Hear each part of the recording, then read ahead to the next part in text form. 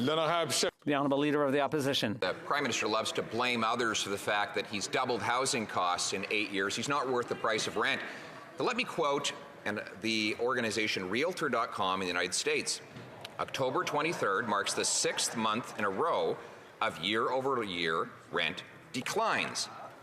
Rental.ca in Canada says, and I quote, for the 6th month in a row, asking rents in Canada hit a new high. Why, after 8 years of this Prime Minister, is rent going down in the States and up in Canada?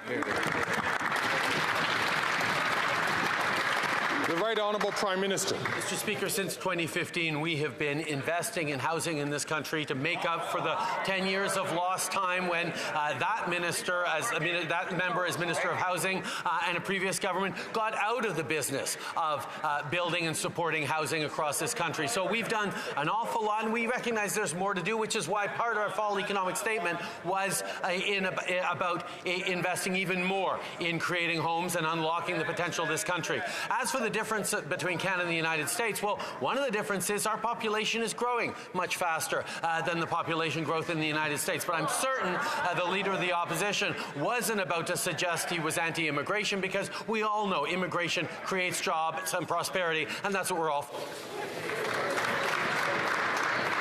The Honourable Leader of the Opposition. It's the Prime Minister who brought up immigration. I was about to point out that in Canada, according to his housing agency, home construction is down 32% year over year. And in the United States, it's up 5%. It is true the Prime Minister has much more expensive federal government programs to build more government bureaucracy and less homes. Will he adopt our common sense plan to build homes, not just bureaucracy? The Right Honourable Prime Minister.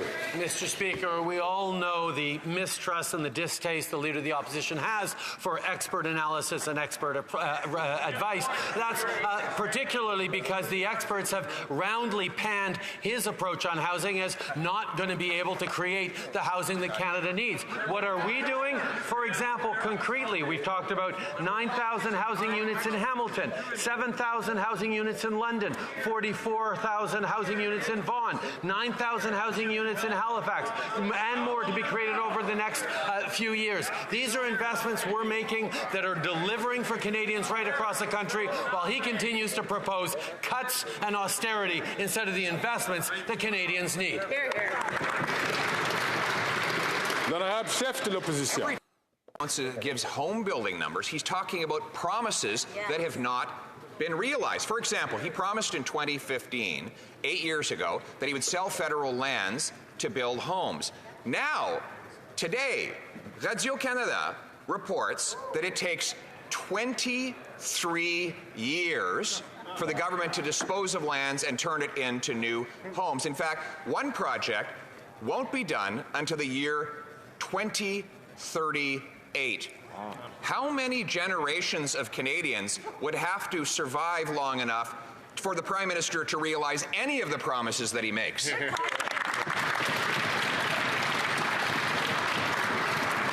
The Right Honourable Prime Minister. Mr. Speaker, that underscores the importance of being able to work constructively with municipalities to build those housings. And those numbers from the City of Ottawa are something that we're concerned with and are going to be working to make sure that they accelerate the construction of housing on federal lands. We are there for investing in more housing. We are there to release federal lands for the construction of housing. But instead of doing what the Leader of the Opposition says and picking fights with the municipalities, we will work with them to ensure that they are building faster. That's what our Housing Accelerator is all about, unlocking hundreds of thousands of new homes over the coming years. Hear, hear.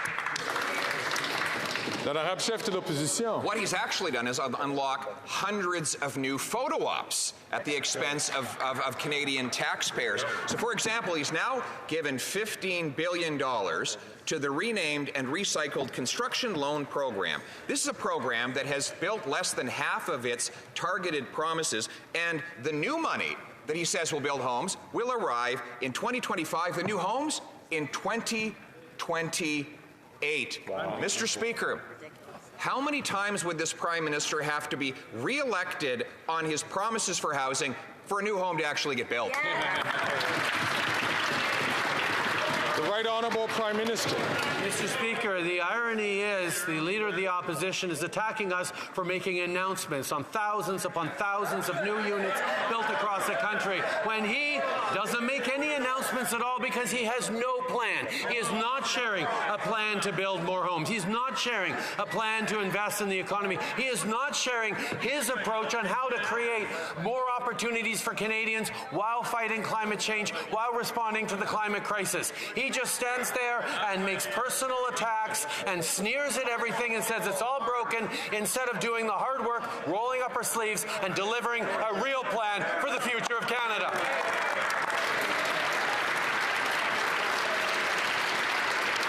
The Honourable Leader of the Opposition. The problem is with this Prime Minister, the future never comes. It's a promise that's always just around the corner. For example, his $4 billion housing accelerator has completed exactly 0 homes 2 years after it was announced. And here's why. The other day he announced a bunch of money in Halifax. And where did the money go, according to the city? To hire 29 new bureaucrats. Wow. The same bureaucrats that are blocking the housing construction in the first place. Why doesn't he accept my common sense plan to require cities boost housing completions by 15% in order to get federal money so that we build homes, not bureaucracy?